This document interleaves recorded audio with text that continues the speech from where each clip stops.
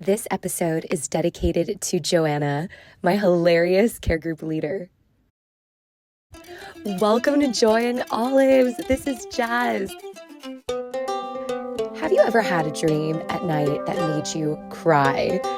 I talk about that in this episode. And to be very honest, I didn't think that talking about it 6 years later would actually make me cry again. Also, what's really interesting about this dream is that it's related to my dream career. And it's going to take me 2 episodes to unpack how that eventually led me to moving to Singapore. But I hope you stay with me for the ride. And without further ado, here's the very first video episode. The first time I came to Singapore, I was in my mother's womb. She took a trip while she was, I think, 5 or 6 months pregnant, and she had a lot of fun. And maybe that's why before I was even born, from the earliest moments of my existence, I have always associated Singapore with being a really happy place. And that leads into the first part of this podcast, because I'm half Singaporean and I'm half Polish, but I grew up and was raised in the United States.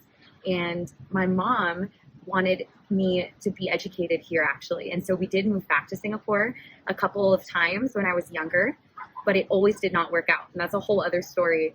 But we ended up moving back to the United States, and I'm so happy that I was raised there. I really enjoyed the schools that I grew up in. In fact, I'm still so close to so many of the friends that I made growing up in LA. And yeah, LA will always have a special place in my heart. But with that being said, I think I adopted my mom's love and passion for her home country from a very young age. I loved Singapore, and every time it was Christmas break, I would tell my mom I wanted to be in Singapore. So we came back here every single year for over 20 years in a row. And I told my mom that one day I would want to come to school here. So I remember visiting a college out here, and I thought about applying to do my bachelor's degree here, but I ended up not doing that. The reason why I did not apply to a school here was, for one thing, I went to visit a college out here and I really liked it, but I actually did have the minimum SAT score that they required. Like the cutoff, I literally made the cutoff score, which is a miracle. But I also had 2 schools out in LA that I really, really liked. And my mom, her best friend her best friend graduated from a school out in LA, and my mom never had the opportunity to go to college. And she really didn't know too much about schools in LA, but she knew that school, and she always associated that school with her best friend. And so growing up, I would hear my mom talk about this school from time to time, and I could tell that she really hoped that one day I would go to that school. And I did end up touring that school when I was 17, and I also fell in love with the campus. And I even posted on Instagram, and I said I would be accepted at this school. And I think I ended up deleting that post. I don't know. Okay, I have to check. Yeah, I'm pretty sure I deleted it about a year later because I was not accepted. And actually, I wasn't very sad about it because I had been accepted at another university that I really liked. And my best friend at the time was also going to that university. So I was like, okay, this is a win-win situation. But my mom was so sad. And I had to tell my mom, I was like, my mom, sometimes things don't work out for a reason. It was so hilarious. I was the one comforting my mom about not getting into that school. And my mom agreed. She's like, you know what, you're right. I think that, sometimes things don't work out and things don't work out. Okay, so now another part of the story is that I decided to study communication in my bachelor's degree for 2 reasons. Number one, I knew that I really loved to talk and I really loved to connect with people, hence this podcast. Number 2, I felt like I didn't really know for sure what career path I wanted, but communication is a broad enough degree that would allow me to do several different things. And one of the career paths that I had in mind was to be a communications advisor for the US government. And my big, big dream was to become a diplomat and to represent my country in different parts of the world. Okay, I know that sounds like so patriotic and everything, but I will be super honest that I got this idea because in my senior year of high school, we had this career project where we needed to do research on a career of our choice. And I did think to myself, I said, okay, what's one avenue that will allow me to work in Singapore and make a decent living? Because Singapore is one of the most expensive cities in the world to live in. And I don't even know how I came across information about becoming a diplomat, but I saw that my grandma lived relatively close to the U.S. Embassy, and I started to Google careers with the U.S. Embassy, and I thought, oh my gosh, this would be the most perfect scenario if I could get a job with the U.S. Embassy in Singapore. And if you get a pretty high posting within the U.S. Embassy, like they pay for your housing and they, would allow you to come with a family member. And I was like, this is perfect. I can bring my mom with me. Yeah, I thought this would be the perfect career. And I did so much research, and I even picked I even picked a house in Singapore. I literally got even the address down of where I wanted to stay in Singapore if I were to get the job with the U.S. Embassy. So, okay, I go to college, and I kind of had this career idea tucked in the back of my mind, but I also forget about it. And throughout the next 4 years, I delve into internships with across a number of different sectors. And in my senior year, I decide that actually I want to become a teacher because I really want to impact young people. And I'm about to sign a contract to teach for 2 years. And at the time I was writing a thesis, and my thesis advisor, for some reason, invites me to his office for a chat. And somehow we start talking about my post-graduation plans, and I tell him that I'm going to be a teacher, and kind of looks at me and says, "Are you sure? Because I really think you should reconsider." And I'm like, what? Why? Most people that I told my plans to were super happy for me because not only would I have a guaranteed job, but it would also pay most of, it would help to pay off. With this teaching position, they were also going to sponsor me to do a master's degree at a really nice private university in LA. So it was a win-win situation. Although I did feel a little bit hesitant about being a full-time teacher and a part-time student. I did kind of feel like maybe that would be too overwhelming, but still I didn't really have other options. So my thesis advisor tells me that he wants me to reconsider because he felt like I was better suited working at the university level. And he asked me if I would consider a job opening within my department because he knew that the department at the time was planning on hiring new grads.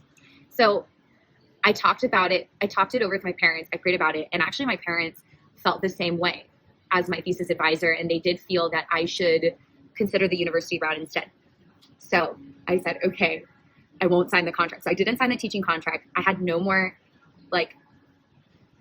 post-graduation plans. And then something happens. I found out a few months later that the university was going through major budget cuts. And so the department was no longer hiring. And I actually was not upset about it at all because I knew that my thesis advisor was just he had the best of intentions. He had no idea this would happen. But again, there was minor anxiety about what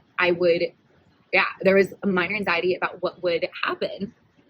And I eventually, this is so funny.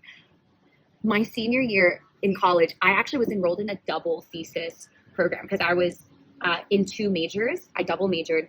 So crazy. In my other thesis class, we were assigned to actually write our entire thesis about our 5-year plan moving forward. It was really fun. And my thesis advisor in that program asked us to come up with a career plan that we felt would best encompass our dreams, our gifts, and our passions. And I actually was doing this project so last minute because I had another thesis to write. So I thought, what's the easiest thing that I could do? And I remembered this career project that I did 4 years ago as a senior in high school. And I thought, oh my gosh, let me just take what I've written 4 years ago, repackage it, and turn it in as my thesis. And these are the things that I did to save time, be a more efficient student. And it was so funny. As I was rereading what I had written 4 years ago, 4 years prior as an 18-year-old, I thought, wow, why did I forget about this career option? This is still something I really want to do. And I still really wanted to move to Singapore. And I thought, you know what if I pursued this again? So I decided to do a lot more research. And one day I was sitting in my car in the university parking lot, and suddenly I recalled, my dream. Actually, well, it was initially my mom's dream of me going to this one school in LA. And I don't know, I just decided, well, why don't I just look up graduate level programs in this school? Because anyways, I have no plans after I graduate, and maybe I should consider doing a master's, even though I have absolutely no money for it. And when I was Googling master's programs, at this particular school, I wasn't really expecting to find too much. And somehow I come across they had one master's program, and they're actually, I think, the only school in the West Coast to offer a program training you to become a diplomat. And I just I thought, oh my goodness, this is amazing, because this is exactly what I want to do. And I can't believe the school actually has a specialized program along this same line. And I decide that I'm going to apply for it, even though I had only about a month to complete the entire application. In fact, they actually had just extended the deadline. So yeah, I had just about a month or less to finish everything. And I did not know if I would be able to get into a top tier master's degree, especially when I didn't even study for the graduate record, I think it's called the graduate record examination. It's called the GRE, which most students applying for master's degrees have to take this exam. And I had no time to study for this thing. And half of it is math, and I did not take a single math class throughout college because I didn't need to. And I remember I had one day to study for this exam, okay? And on that day, my best friend surprised me by taking me to Disneyland, and I could not say no. And I thought, okay, that's it. I'm pretty sure I'm gonna fail this. And it just so happened that her boyfriend and her brother came with us, and both of them had taken a very similar exam. So they're like, Jasmine, don't worry, we're gonna prep you while we're standing in line for all these rides. And I'm serious, they literally were drilling me on all these math questions in line. And then the very next day I took the exam. I actually passed, and I got a score that was actually slightly higher than the average that the university was requiring. And by the way, my math score was higher than my English score. That was Jesus, my friends. I don't even know how that was possible, because I actually guessed on at least 50% of the questions. Yeah. Ask anyone. Math is not my strongest subject. I majored in communication. English should have been my subject. But here's the thing. I really believe that when you are super weak in something and you cry out to God for help, his supernatural grace is multiplied like crazy in that area. Okay, so I applied for this master's degree and had to wait about 2 months before I heard back from the school. And during that 2-month period, I remember having a dream, a literal dream while I was sleeping at night. I dreamt that I was standing in a very long line, and there were people in front of me, and I instinctively knew that we were going to have a meeting with our big boss. I had no idea who this big boss was, but I knew that we were going to have an evaluative meeting, meaning that our boss is going to sit down with us and talk to us about our performance in the company. So it was my turn to walk into this office, and I walk in and I'm holding in my hands a poster. And when I sit down, I expect this boss to start talking to me about my work performance. And he doesn't. And I actually remember feeling such a sense of warmth and love from this boss. And I also instinctively knew that this boss was God. Yeah, it was like one of the most profound dreams I've ever had. And I knew that this boss was more interested in me as a person than he was in my performance.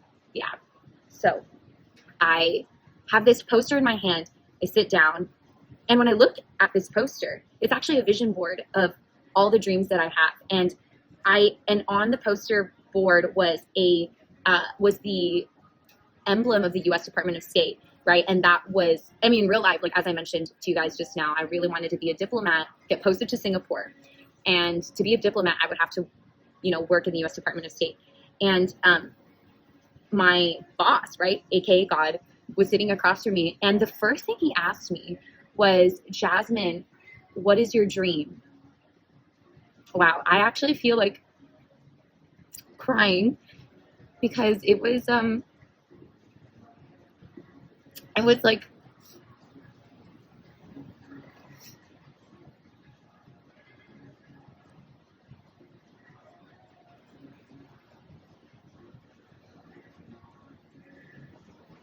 yeah, it was one of the sweetest, it was one of the sweetest things God ever asked. Yeah, like he cared about what I dreamt about. Even though I looked at my poster and I just felt like a lot of these dreams were very silly and crazy and just impractical. And yeah, I showed God the poster and I said my dream is to work for the U.S. Department of State. And he smiles and he doesn't even say anything. And he just says, you know what? Oh, I think he says, he asked me a question. He asked me something along the lines of like, oh, okay, sorry. After I said that, I started crying in my dream. And I know that I cried in my dream because when I woke up, I was crying. Like I had tears in my eyes. And he didn't want me to feel awkward. So in my dream, he says, you know what makes me cry? And I said, what? And he's like, Disney movies. I was like, what? Why would Disney movies make God cry? And then I woke up. It was very interesting. And somehow after I had that dream, all the anxiety that I had about whether or not I would get into this master's program just evaporated. Like I just had this deep sense of peace knowing that God knew what I wanted and he was going to make a way for me. So after I graduated, I went on this amazing trip, hiking trip to the Himalayan foothills with friends from college. And the most memorable thing happened when I was there. One morning, we were about to embark on this super long hike, and we were going to climb to the highest altitude that most of us had ever climbed. It was going to be we were going to climb to a peak of 13,000 feet above sea level. And in the morning, while we were at this hotel, I got the notification from my email that the university had made a decision regarding my application, and they wanted me to log into the student portal to view the decision letter. And I wanted to, but I also didn't want to because I was very scared of what the decision would be. And by the way, I don't know if you guys have experienced this, but most of the time, if you've been accepted into, say a program or say you get a job offer, right? Normally, if you get accepted, if it's good news, they'll send a follow-up email right after that saying congratulations. And I did not get any follow-up email. So I'm thinking, okay, the odds that I did not get into the program are incredibly high. And that made me very sad. But I had no time to be sad because we had a very early morning start. And I had to get packing and get going. So it was about an 8-hour hike that day. And as we were hiking, I keep thinking to myself, what's the decision going to be? What's the decision going to be? And we finally summit, and it's sunset. Well, I do not know why I am getting so emotional, but this was crazy. So we are, yeah, we've just summited, and I'm about to like we just like unpack our stuff. We were setting up our camp, and the sunset was gorgeous, you guys. There were snow-capped mountains next to us, and yeah, like the sun was setting, and I've never seen a sunset from this altitude before. And I take out my phone to take a photo of the sunset. And by the way, guys, you know, like I mentioned, we're in the middle of the Himalayan slopes. There's like absolutely no signal where we're at. And so I don't know why I did this, but instead of opening up the camera app, I opened up my email app. I guess like I had been thinking so much about the decision that I like, yeah, just without even consciously doing it, I like opened up the email app. And at the very top of my emails, I see that I've received a second email from the school. Actually, I already got it that morning, but for some reason it didn't load while I was at the hotel. But like it ended up loading while I'm 13,000 feet up, you know, in the mountains. And the email said, "Congratulations, you've been accepted into the Master of Public Diplomacy program." And I freak out. And all my friends are there. I tell them the good news. And I mean, you want to talk about like a mountain high experience. That was a mountain high experience. I mean, like the sun is setting, I'm crying. Everyone is so happy for me. And yeah, that was like one of the best moments of my life. And it was at that moment that I thought, all my dreams are coming true. And this episode and this story will continue in part 2 next month. But I'm going to share about how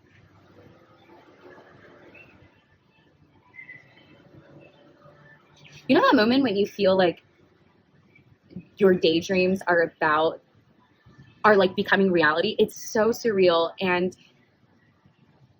you feel as though God is like 100% on your side and nothing wrong, like nothing can go wrong.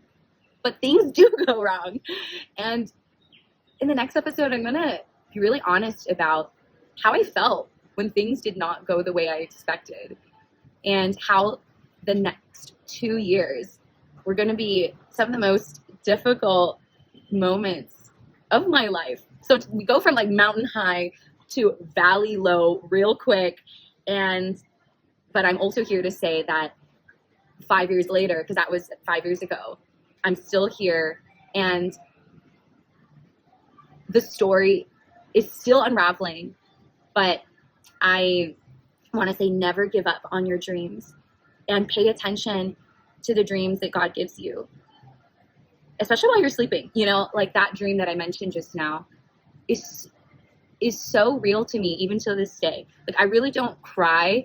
I don't like to cry when I'm telling stories, but the emotion that I felt, even just retelling that dream, I know it had to have been a dream that was from heaven above. And God does use dreams to point you to your ultimate destiny, but sometimes dreams don't play out exactly the way that you think they will. So, thanks for joining me at my favorite study spot, and yeah, I'm excited to come back here.